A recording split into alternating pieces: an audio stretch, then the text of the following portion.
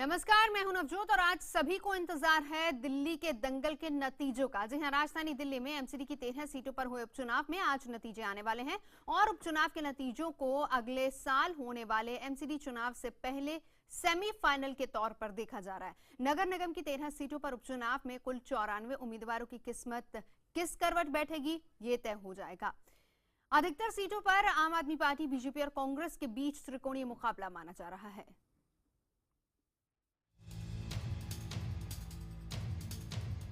रविवार को दिल्ली नगर निगम यानी एमसीडी की 13 सीटों पर हुए उपचुनाव के नतीजे कुछ देर में आने शुरू हो जाएंगे।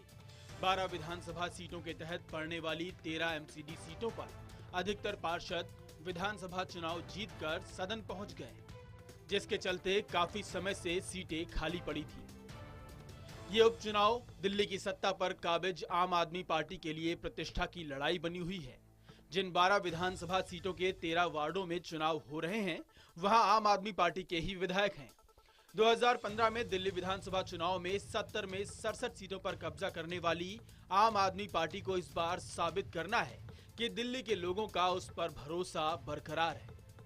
वहीं 2007 से बीजेपी दिल्ली की तीनों नगर निगमों की सत्ता पर काबिज है। विधानसभा चुनाव में 70 में से केवल 3 सीटें जीतने वाली बीजेपी अपने इस किले को मजबूत रखना चाहती है, इसलिए उसने अपनी पूरी ताकत इस उपचुनाव में झोंक दी है।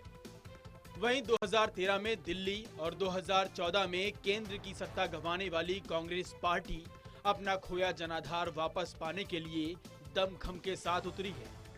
हालांकि तीनों सियासी दलों के कमर कसने के चलते मुकाबला त्रिकोणीय हो गया है। अगर बात करें बल्ली मारन की, तो यहाँ से 9 उम्मीदवार मैदान में हैं। आम आदमी पार्टी ने यहां मोहम्मद सादिक, बीजेपी ने नितिन तिवारी और कांग्रेस ने उबैद खान पर दांव लगाया है। यहां से दिल्ली सरकार में मौजूदा मंत्री इमरान हुसैन पार्षद थे, लेकिन उनके विधायक चुने जाने के बाद ये सीट खाली हो गई थी। 4 साल वाले इमरान भाई एक काउंसलर बने थे, आज तक किसी ने ऑफिस नहीं खोला। पिछले विधायक 20 साल 21 साल यहाँ बैठे गए, आज तक उन्होंने ऑफिस खोला। हमारा सुबह 9 बजे ऑफिस खुलता रहा तो 11 बजे बंद होता है। लोगों को यहाँ पर जो है ना, आए दिन गोलियां चलना, इससे बहुत ज़्यादा लोग परेशान हो गए। और आज जब से आम आदमी पार्टी यहाँ पर आई है, तो लोग जो वादा किया था केजरीवाल जी ने, वो सारे वादे फेल हो गए। एमसीडी की 13 सीटों पर लड़ रहे 94 प्रत्याशियों की दिल की धड़कनें बढ़ी हुई हैं। रविवार को हुए मतदान के लिए 6,68,870 मतदाताओं के लिए 694 पोलिंग स्टेशन बनाए गए थे। जिन सीटों पर मतदान हुए, उनमें दक्षिण दिल्ली की 7 सीटें, जिनमें विकास नगर, नवादा, मटियाला, मुनिरका, नानकपुर, भाटी माइंस और तेहखंड शामिल है। तो उत्तरी दिल्ली की 4 सीटें, जिनमें कमरुद्दीन नगर, शालीमार बाग, उत्तरी, वजीरपुर और बल्ली मरान शामिल है। वहीं पूर्वी दिल्ली के 2 वार्ड, जिनमें खिचड़ीपुर और झिलमिल शामिल है। इस उपचुनाव में अपनी प्रतिष्ठा बचाने के लिए आतुर आम आदमी पार्टी ने अपने उम्मीदवारों का नाम काफी पहले ही घोषित कर दिया था। वहीं बीजेपी ने अपने 3 पूर्व विधायकों को मैदान में उतार दिया। वहीं दिल्ली की सियासत में हर लिहाज से पीछे छूट चुकी कांग्रेस के लिए भी परिणाम काफी अहमियत रखते हैं। रवि सिंह, दिल्ली, IBN 7। और एमसीडी के खिचड़ीपुर से बीजेपी प्रत्याशी विनोद कुमार बिन्नी का कहना है कि इस बार वो हर हाल में जीतेंगे। बिन्नी से बात की हमारे संवाददाता रवि सिंह ने। पिछली बार कहीं न कहीं मात खा गए थे आप, इस बार क्या उम्मीद लग रही है आपको? मैं इस बार से 2 बार पहले इंडिपेंडेंट पार्षद रहा हूँ और लक्ष्मी नगर से MLA भी रहा हूँ। दरअसल क्योंकि भारतीय जनता पार्टी ने मुझे लास्ट मोमेंट पे प्रेफरेंस में भेजा 15 दिन पहले, जैसे हो सकता है कुछ चीज़ें खराब हुई होंगी, क्योंकि ये वार्ड जो है ये मेरा अपना वार्ड है, जहाँ मैं लगभग 2 बार इंडिपेंडेंट रहा हूँ पहले। तीनों जो कैंडिडेट हैं, आम आदमी पार्टी, बीजेपी और कांग्रेस, तीनों ही लोकल हैं, दल्लूपुरा से हैं। एक लोकल मुद्दा भी है? नहीं, मुझे ऐसा लगता है, क्योंकि उनका अगर आप बैकग्राउंड देखें बाकी कैंडिडेट्स का, तो उनके बैकग्राउंड बहुत अजीबोगरीब बैकग्राउंड से। एक पे 10-12 क्रिमिनल केसेस हैं, एक बाउंसर्स की सप्लाई करता है पूरी दिल्ली में। तो ऐसे लोगों को जानकारी है सब लोगों की। आम आदमी पार्टी है, वो दोनों अपने अस्तित्व की लड़ाई लड़ रहे हैं। 2nd और 3rd स्थान रहेगा, इसकी लड़ाई लोगों की है, फर्स्ट की लड़ाई है। ठीक है। विनोद कुमार बिन्नी जो आश्वस्त नजर आ रहे हैं अपनी जीत को लेकर, हालांकि एक बार वो जो है यहाँ से 2 बार पार्षद भी रह चुके हैं, लक्ष्मी नगर से विधायक रह चुके हैं आम आदमी पार्टी से, और अब इस बार बीजेपी की तरफ से एमसीडी का जो चुनाव लड़ रहे हैं। बाई इलेक्शन है, 13 सीटों पर चुनाव लड़ा जा रहा है, लेकिन बेहद महत्वपूर्ण माना जा रहा है। कैमरामैन प्रेरणा दास के साथ रवि सिंह, दिल्ली, IBN 7। और इसी पर हम करेंगे चर्चा खास मेहमानों के साथ। स्टूडियो में मेरे साथ 3 खास मेहमान हैं, परिचय करा देती हूँ। वरिष्ठ पत्रकार रामकृपाल सिंह जी मौजूद हैं, कांग्रेस प्रवक्ता अभिषेक दत्त हमारे साथ हैं, और बीजेपी की तरफ से प्रवक्ता अश्विनी उपाध्याय जी हमारे साथ हैं। इसके अलावा आपको बता दें कि 2 और हमारे संवाददाता हमारे साथ रहेंगे। मयूर विहार से हमारे सहयोगी रवि सिंह, और लाडू कैसल से हमारे साथ पायल भोयन रहेंगी। सबसे पहले रवि सिंह, मैं आप ही से जानना चाहूंगी, क्या उम्मीद है और इस बार ऊंट किस करवट बैठेगा, बीजेपी, कांग्रेस या फिर आम आदमी पार्टी?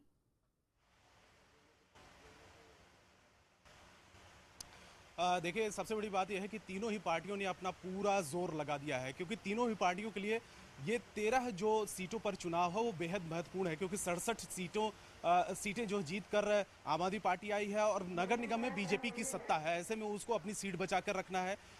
और आम आदमी पार्टी के लिए यह है कि 67 सीटों के बाद अगर उसकी सीटें कम आती है तो उसका मनोबल वैसे भी कम हो जाएगा, डाउन हो जाएगा, और अगर ज़्यादा आती है तो 2017 में जो नगर निगम के सभी सीटों पर चुनाव होंगे उसके लिए फायदे की बात होगी। कांग्रेस के लिए महत्वपूर्ण है, क्योंकि पिछली बार 0 पर आई थी विधानसभा चुनाव में, और उसके पहले 8 सीटों पर कब्जा जमाया था। तो ऐसे में कांग्रेस के पास अगर कुछ सीटें आती हैं तो उसके लिए बड़ी उपलब्धि माना जाएगा। यहाँ पर दिखाना चाहूँगा मयूर विहार फेज 3 में जो काउंटिंग सेंटर बनाया गया है खिचड़ीपुर वार्ड से, जहाँ पर 3 प्रमुख जो कैंडिडेट हैं, जिसमें विनोद कुमार बिन्नी आम आदमी पार्टी की तरफ से, योगेश डेढ़ा जो है वो माफ करिएगा, जो विनोद कुमार बिन्नी है वो बीजेपी की तरफ से, योगेश कुमार आम आदमी पार्टी की तरफ से, और आनंद कुमार वो कांग्रेस की तरफ से जो टिकट दिया गया है। और तीनों कैंडिडेट जो है चुनाव लड़ रहे हैं। जो मतदान केंद्र है वो ऐसे ही 10 जो है बनाए गए हैं। 13 वार्ड के लिए काउंटिंग सेंटर 10 बनाए गए हैं, और हर जगह पे काउंटिंग जो शुरू हो गई, क्योंकि 8 बजे का वक्त था। भारी सिक्योरिटी के बीच जो है काउंटिंग की शुरुआत हो गई है। कैंडिडेट यहाँ पर मौजूद हैं, और अब से उम्मीद की जानी चाहिए कि करीब 2-2.5 घंटे में सब रिजल्ट जो है जनता के सामने आ जाएगा। 2-2.5 घंटे शायद आप ज्यादा ही बता रहे हैं, उससे पहले ही शुरू हो जाएंगे नतीजे आने। आप रवि सिंह, मैं लौटूंगी आपके पास, पायल भोयन के पास एक बार जाना चाहेंगे। पायल, आपसे जानना चाहेंगे, क्या लग रहा है वहां से, किस तरह की खबरें आ रही हैं, कितनी देर में नतीजे आने शुरू हो जाएंगे?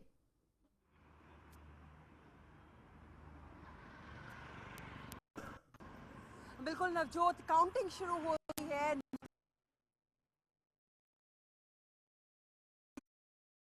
कुछ तकनीकी गड़बड़ी की वजह से पायल के पास नहीं जा पाएंगे, लेकिन हमारे साथ खास मेहमान 3 जुड़े हुए हैं। अश्विनी उपाध्याय जी हैं, अभिषेक दत्त हैं, और साथ ही साथ रामकृपाल जी। सबसे पहला सवाल अश्विनी जी, टफ है आपके लिए, क्योंकि आपके लिए तो बहुत जरूरी होगा जीतना अगर देखा जाए तो, क्योंकि विधानसभा चुनावों में क्या कुछ हुआ, क्या नतीजा है वो आपने देखा, और उसके बाद ये तो साख का सवाल बन जाता है। देखिए नवजोत जी, भारतीय जनता पार्टी का 2-3 विषय बड़े मुख्य हैं। हम लोग पॉलिटिकल पार्टी है, इसलिए चुनाव जीतना तो हमारे लिए बहुत ज़रूरी होता है। जो भी पॉलिटिकल पार्टी हैं सब चुनाव जीतना चाहती हैं, लेकिन 2-3 चीज़ों से हम कंप्रोमाइज़ नहीं करते।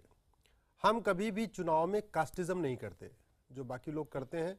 जो काम यूपी में सपा बसपा करती थी, मुलायम सिंह जी करते थे, मायावती यूपी वाले तो आरोप आप ही पर लग रहे हैं। नहीं, वही काम दिल्ली पर ही रहते। कास्टिज्म की बात करेंगे तो फिर यूपी में बहुत सारा सवाल निकलेंगे। आप नवजोत जी, आप चाहती सवाल आप पूछो और जवाब मैं आपके मन रही है ना। आप कास्टिज्म की बात कर रहे हैं, रामकृपाल जी साथ ही में बैठे, अभी बता देंगे आपको पूरे। मैं दिल्ली पे आ रहा हूँ।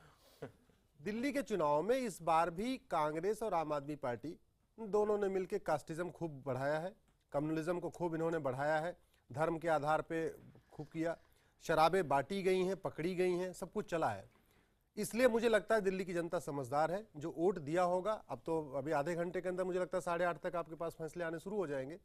जो भी फैसला आएगा सर आंखों पे, लेकिन हम कभी इन विषयों पे, एटलीस्ट करप्शन, कम्युनलिज्म के मामले में, और जो कास्टिज्म में लोग करते हैं, जातिवाद और सांप्रदायिकता फैला के जो वोट मांगते हैं, हम उसमें कभी नहीं जाना चाहते। हमने काम किया हुआ है, उसी काम के आधार पर वोट मांगा है, फैसला जनता के हाथ में। सीरियस डिबेट है अश्विनी जी, लेकिन पता नहीं आपने जो जवाब दिया, दोनों हमारे खास मेहमान मुस्कुरा रहे हैं। अभिषेक, मैं पहले आप ही के पास आना चाहूंगी। आप पर आरोप लगाया अश्विनी जी ने कि आप लोग कास्टिज्म करते हैं, और इस तरह से शराब बेचकर और ऐसी तमाम चीजों के साथ आप चुनाव जीतते हैं। उदाहरण दे सकता हूं। मैं जवाब ले लेती हूँ। देखिए, मैं चाहूंगा कि हम इस बहस को थोड़ा सीरियस विषय पे लेके चलें, और जिस मुद्दे पे हम बहस कर रहे हैं हम उस पर रुक के बात करें। अगर आज हम कास्टिज्म की या किसी पर्टिकुलर रिलीजन की बात करेंगे तो मुझे लगता है हम किसी और दिशा पे चले जाएंगे। और जैसा कि आपने बोला कि ना मैं यूपी की बात करना चाहता हूँ, मैं ना बिहार में बड़ी बड़ी रैलीज में जो बात की गई उनके बारे में करना चाहता हूँ, मैं एमसीडी के बारे में बात करना चाहता हूँ। पहली चीज़, ये डेमोक्रेसी की जीत है। आप जानते हैं कि कोई भी बीजेपी हो या आम आदमी पार्टी हो, दोनों पार्टी से चुनाव नहीं कराना चाहती थी। कांग्रेस को पता था कि 13 की 13 सीटों में कांग्रेस आज तक नहीं जीती थी। उसके बाद भी वहां के लोग परेशान होकर हमारे प्रेसिडेंट के पास, अजय माकन जी के पास आए। हम कोर्ट में गए, हमने आरटीआई फाइल करी। आरटीआई ने यह बताया कि दिल्ली इलेक्शन कमीशन ने आम आदमी पार्टी से 21 करोड़ रुपए इन चुनावों को करने के लिए मांगे हैं। उन्होंने 100 करोड़ रुपए एडवर्टाइजमेंट में खर्च कर दिया, बट कभी उपचुनाव के लिए पैसा नहीं दिया। यह दिखलाता है कि आम आदमी पार्टी और बीजेपी दोनों चुनाव से डरती थी। ये जानने के बाद कि ये 13 की 13 सीटें बीजेपी का गढ़ रही हैं, हम हाईकोर्ट गए। हाईकोर्ट ने दिल्ली सरकार को नोटिस करा और उनको डायरेक्ट करा कि आप यहाँ चुनाव कराइए, कि डेमोक्रेसी दिल्ली में होनी बहुत जरूरी है। पर इसका सिक्के के दूसरे पहलू पर भी जाते हैं ना, खोने के लिए तो आपके पास कुछ नहीं, मिल गया तो बहुत अच्छी बात है। मैं लौटूंगी अभिषेक, एक ब्रेक के लिए जाना है, उससे पहले जरा रामकृपाल जी से एक रिएक्शन ले लेते हैं। रामकृपाल जी, मैं आपसे जानना चाहूंगी, आरोप प्रत्यारोप तो ये स्टूडियो में शुरू हो गया, हालांकि रिजल्ट क्या होगा वो देखने वाली बात होगी। 8:30 के करीब शायद नतीजे आने शुरू हो जाएंगे, क्या लगता है? देखिए, रिजल्ट के मायने क्या होंगे मैं इस पर तो बात कर सकता हूँ, रिजल्ट क्या होंगे तो अलग बात है। देखिए, किसी भी तरह का चुनाव जिसमें जनता की सीधे भागीदारी हो, उसका परिणाम हमेशा उससे पहले के हुए आम वोटिंग से तुलना उसकी की जाती है।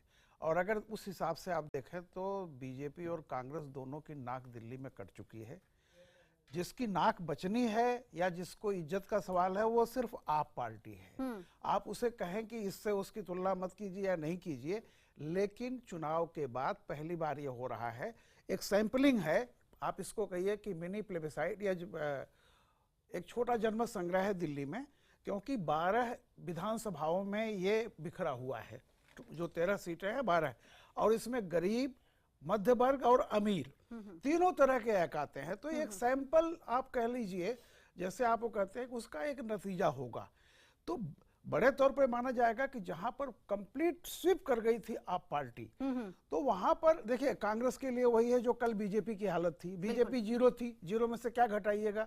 आज कांग्रेस की हालत वही है, आज कांग्रेस एडवांटेज में रहेगी, चाहे कुछ उसको मिलता है, जो मिलेगा उसकी एडवांटेज होगी। बीजेपी को रिटेन करना है, लेकिन बीजेपी एक तर्क दे सकती है कि देखो भैया, हम तो ये विधानसभा चुनाव में हमें तो कुछ खास मिला नहीं, 3 सीटें मिली थी।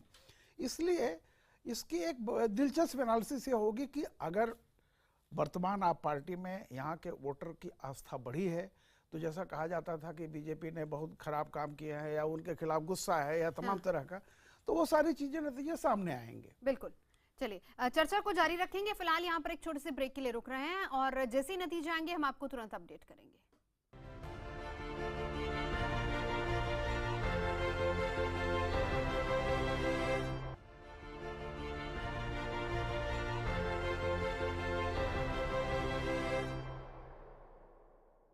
चलते सीधे पायल भोयन हमारे साथ मौजूद है। पायल, मैं आपके पास आना चाहूंगी, क्या खबर आ रही है वहां से, क्या नतीजे आने शुरू हो गए, कितनी देर में आएंगे?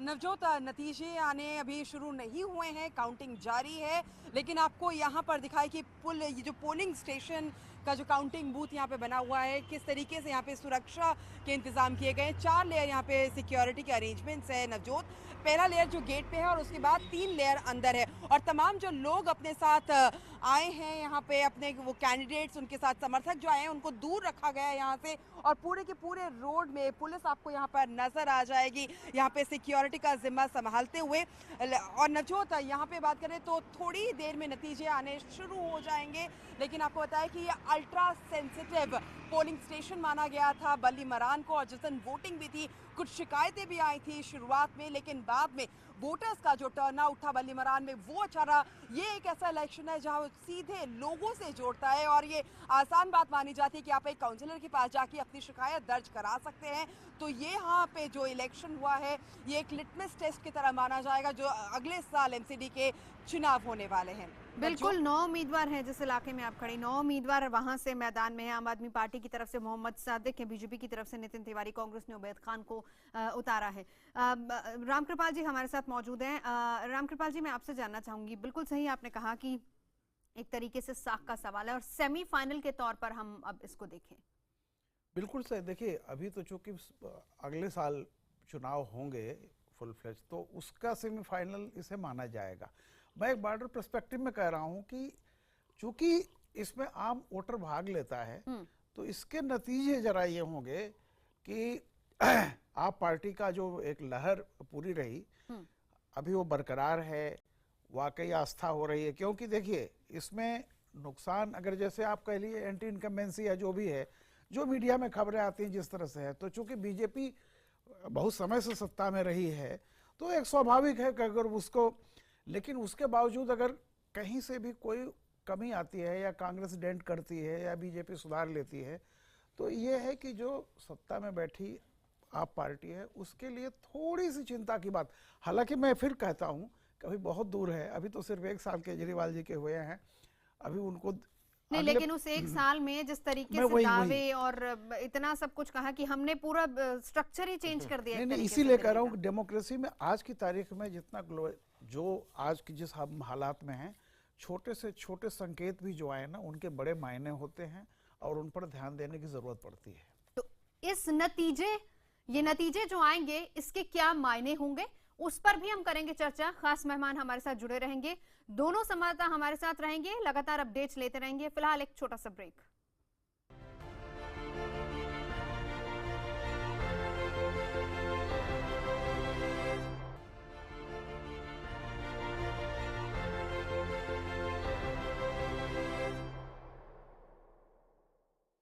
तो चलिए आपको बता दें कि फिलहाल जो खबर आ रही है उसके हिसाब से मुनीरका में कांग्रेस लीड कर रही है। अभी अभी खबर आई है एमसीडी की 13 सीटों पर जो उपचुनाव हुआ है उसमें फिलहाल मुनीरका से खबर आ रही है जहां पर कांग्रेस लीड कर रही है। ये एक अच्छी खबर है कांग्रेस के लिए। कांग्रेस, आम आदमी पार्टी या फिर बीजेपी, तीनों में से कौन होगा इस सत्ता पर काबिज, एमसीडी की एक तरीके से सेमीफाइनल के तौर पर देखा जा रहा है। मुनीरका में आपको बता दें कि कांग्रेस की जो प्रत्याशी थी वो योगिता राठी कहा जाता है, काफी पढ़ी लिखी है प्रत्याशी, और बीजेपी के सुदेश टोकस और आम आदमी पार्टी की सुनीता टोकस से इनका मुकाबला सीधा सीधा। लेकिन योगिता राठी कांग्रेस की तरफ से मुनीरका सीट से आगे चल रही। रवि हमारे साथ मौजूद है। रवि, क्या अपडेट है?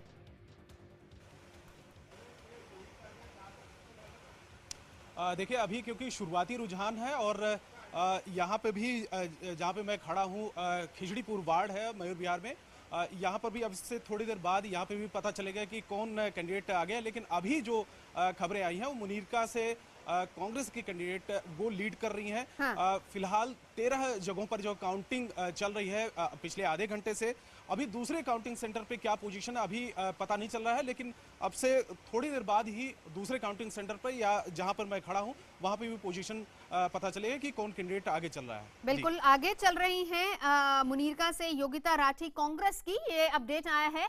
रिएक्शन एक कांग्रेस से बनता है, लेकिन उससे पहले पायल आपके पास आना चाहूंगी, कुछ अपडेट अगर आप वहां से हमें दे पाए तो।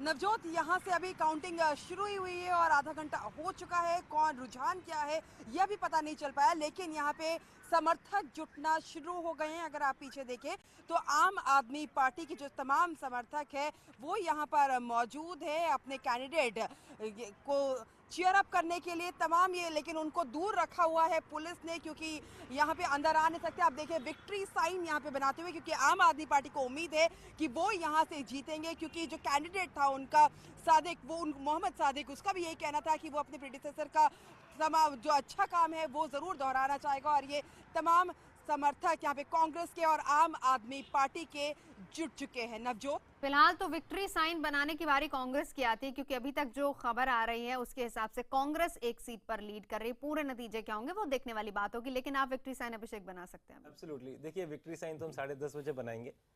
मुनीरका की सीट एक बहुत इंटरेस्टिंग सीट है। मैं खुद इस सीट में पिछले 1 महीने से नॉन स्टॉप यहाँ पे प्रचार कर रहा हूँ। यहाँ पे गवर्नमेंट एम्प्लॉयज हैं जो कि केंद्र सरकार से परेशान है, यहाँ किराएदार हैं जो कि आम आदमी पार्टी से परेशान है, यहाँ रेडी वाले हैं जो एमसीडी की करप्शन से परेशान है। तो जो एक हम सैंपल साइज की बात करें, उन लोगों ने जिन्होंने केजरीवाल जी को एक तरफा वोट पिछले चुनाव में दिया था, मैक्सिमम किराएदार थे, वो आज की डेट में सबसे ज्यादा उनसे परेशान है। और जो मुनीरका का जो रिजल्ट है, यही दिल्ली का रिजल्ट होगा, आप देखिएगा। बिकॉज यहाँ पे अगर आप सैंपल साइज लेंगे तो सारी कम्युनिटीज यहाँ जुड़ी हुई हैं, सारी इकोनॉमिक बैकग्राउंड के लोग यहाँ जुड़े हुए हैं, और सब के सब लोग बीजेपी से और आम आदमी पार्टी से परेशान थे।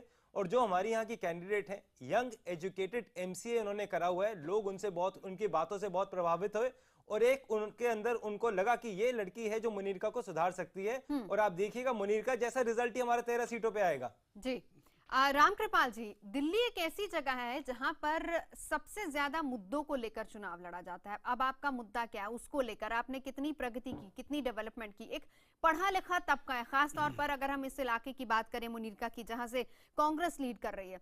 जो दलील दे रहे हैं अभिषेक, क्या आप उससे सहमत हैं? क्योंकि देखा जाए तो पहले वही कांग्रेस थी, इतने सालों तक सत्ता पर काबिज थी, और यही वो वोटर थे जिन्होंने इन्हीं को रिजेक्ट किया, अब वही इन्हें पसंद कर रहे हैं। देखिए नवजोत जी, जो आपने एक बात कही, दिल्ली इस मामले में अलग है, क्योंकि दिल्ली में जो एक कहिए कि सामाजिक राजनीतिक चेतना, मैं ये कहूँगा कि वो औसतन मुझे ऐसा लगता है कि वो थोड़ा सा ज्यादा है। हालांकि इश्यूज भी अलग हैं, क्योंकि देखिए दिल्ली में एक सबसे बड़ी जो चीज है कि यहाँ पर कोई स्टेट कॉन्ट्रडिक्शन उस तरह का नहीं है जिस तरह से बाकी और राज्यों में है। बिल्कुल। तो यहाँ जरूरी नहीं है कि जो बाकी राज्यों में देश में जो चल रहा हो वो दिल्ली में भी लागू हो, लेकिन दिल्ली के लोग इतना अवेयर हैं कि वे किसी भी घटना को लेकर के बड़े सेंसिटिव होते हैं, और वो बड़े स्लो मूवर नहीं हैं कि एक बार कर दिया तो उसका असर फिर 5 साल में देखा जाएगा, ऐसे नहीं भी नहीं है।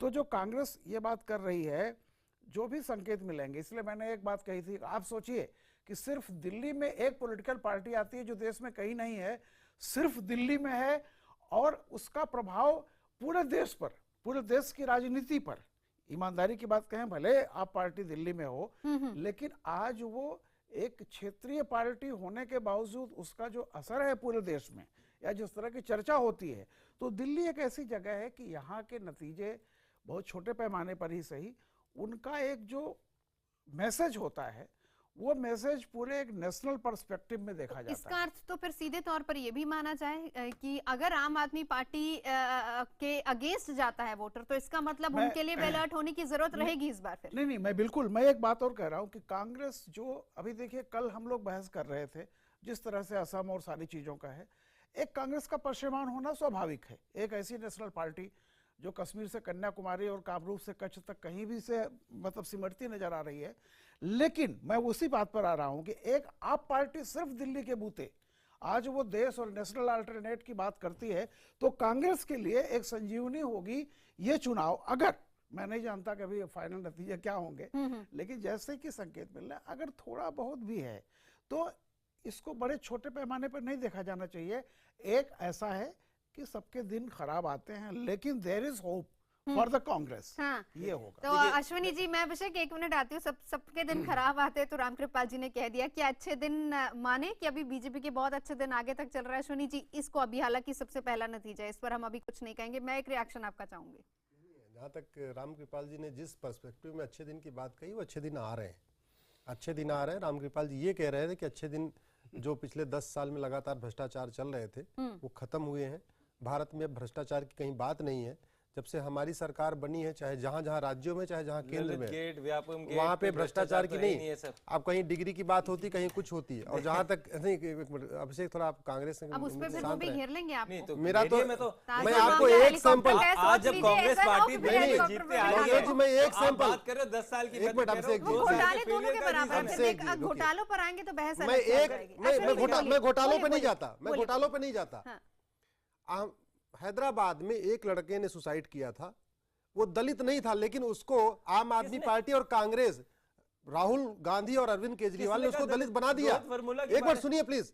और केरला में एक दलित लड़की की निर्भया से भी जघन्य हत्या की गई, रेप किया गया, गैंग रेप हुआ, उसके बाद मर्डर हुआ, और आज तक न राहुल गांधी एक ट्वीट किए, न अरविंद केजरीवाल एक ट्वीट किए। इससे पता चलता है ये दोनों पार्टियां एक ही थाली के चट्टे बट्टे हैं, और दोनों केवल और केवल, वो दलित लड़की नहीं थी क्या? आपके कहां गई युवराज? अब उनको बुखार हो गया कास्टिज्म की बात और हालत ये हो गई, केरला का दौरा रद्द कर दिया। नौजोत आपको याद होगा, केरला का दौरा रद्द कर दिया। बात करिए फिर से घूम के कास्टिज्म पे आ गए। आप क्या बात कर रहे हैं? अरे मैं कह रहा हूँ, आपने शुरुआत करी कि कांग्रेस कास्टिज्म की पॉलिटिक्स। आप रोहित वर्मुला पे बहस करना चाहते हो तो करिए। आपके शर्म आनी चाहिए स्मृति ईरानी जी को, जिसने एक नौजवान दलित बच्चे को वहां मारा है। आप क्या बात कर रहे हैं? जेएनयू के अंदर कन्हैया कुमार के साथ आपने क्या करा? आप लोग, आपको शर्म आनी चाहिए। भारत की बर्बादी होगी, आप वहां आपको शर्म आनी चाहिए। क्या बात कर रहे हो? दिल्ली में 13 सीटें हारेंगे आप। यहाँ भारत के टुकड़े, जहाँ भारत के टुकड़े हो रहे हैं वहां पे राहुल गांधी जाते हैं। एक दलित लड़की की हत्या होती है, उनको बुखार हो जाता है। दलित लड़की की हत्या होती है, उनको बुखार हो गया। व्यापम में लोग यहाँ पे देश का बंटवारा हो रहा था, भाजपा के चले गए। क्या बात कर रहे हो? काले धन लाने की बात करते हैं, विजय माल्या को। मेरे ख्याल से जो बात चर्चा चल रही है, अश्विनी जी, अभिषेक जी, जो चर्चा चल रही है एमसीडी चुनाव और उनके नतीजों को लेकर चल रही है, इसलिए हम मुद्दों को भटकाएं नहीं। वो एक दूसरी सियासत है, उसके लिए हम अलग मंच पर जरूर बातचीत कर सकते हैं, करेंगे भी, और होती भी हैं चर्चाएं। जी रामकृपाल जी। बिल्कुल। अब आप देखिए कि एमसीडी की एक सीट के सिर्फ ट्रेंड ने कैसा दोनों पॉलिटिकल पार्टीज में कितनी उत्तेजना भर दी है। ये इसलिए मैंने जो भी बात कही थी कि ये चुनाव निश्चित तौर पर, चूंकि यहाँ आप पार्टी का कोई नहीं है, नहीं तो जुड़ने वाले 9 बजे जुड़ेंगे। जो भी नतीजे आएंगे वो सारी पॉलिटिकल पार्टीज के लिए कुछ न कुछ संकेत देंगे। चलिए ब्रेक के बाद चर्चा को यहीं से आगे बढ़ाएंगे।